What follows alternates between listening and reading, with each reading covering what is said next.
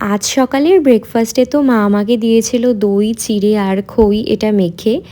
আজকে আসলে চৈত্র সংক্রান্তির দিন আমাদের এটা খেতে হয়, তো সেটাই মা দিয়েছিল।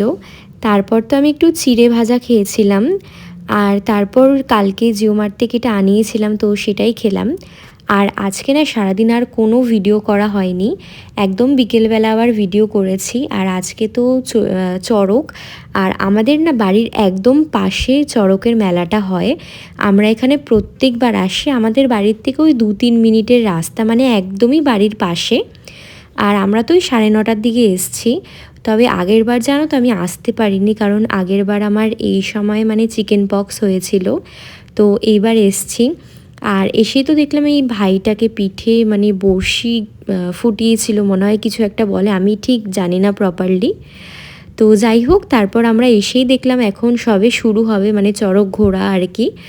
আর প্রথমেই তো মানে মাঠটাকে দুধ আর গঙ্গার জল দিয়ে শুদ্ধি করে নেওয়া হলো, মানে দুধ আর গঙ্গার জল ছিটিয়ে পুরো ঘুরলো আর কি, চড়কে দেখলাম। তারপর তো দেখলাম এই ভাইটাকে এখানে চোখের মধ্যে মনে হয় ওই কিছু একটা ফোটানো হচ্ছিল, আমি ঠিক জানি না এগুলোর ব্যাপারে সেরকম একটা, যেটুকু জানি সেটুকুই বললাম। আর দেখলাম আর এই ভাইটার তো মানে হাতের মধ্যেও ছিল দেওয়া। আর তারপর এখন পিঠের মধ্যে বড়শি গেঁথে ওই চড়কের দড়িতে বাঁধা হচ্ছে আর কি, এখন এটাই ঘোরানো হবে। আর এখানে তো মানে লুটও দিচ্ছিল।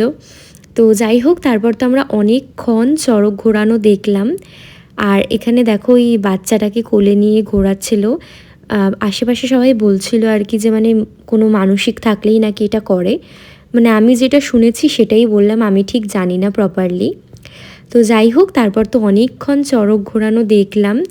আর তারপর আমরা গেছিলাম একটু ফুচকা খেতে, আমাদের বেশ খিদে পেয়েছিল। আর আমরা এখান থেকে অনেকগুলো ফুচকা খেয়েছি। তারপর তো আবারও চলে এসেছি চড়ক ঘোরানো দেখতে। আর আমরা না অনেকক্ষণ ছিলাম, পুরো 11:30টার দিকে আমরা বাড়ি গেছি, একদমই তো বাড়ির পাশে, সেই জন্যই আর কি। আর এখানে অনেকক্ষণ চড়ক ঘোরানো দেখলাম আমরা দাঁড়িয়ে দাঁড়িয়ে।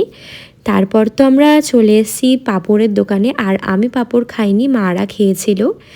আর পাঁপড় খেয়েই কিন্তু আমুলের এখান থেকে একটা আইসক্রিম কিনেই চলে এসেছি বাড়িতে। তো চলো আজকের ভিডিওটা এখানেই এন্ড করছি, ভালো লাগলে অবশ্যই একটা লাইক করে দিও। আর তোমরা কে কে চড়কের মেলা দেখতে গেলে সেটা আমাকে অবশ্যই কমেন্ট করে জানিও।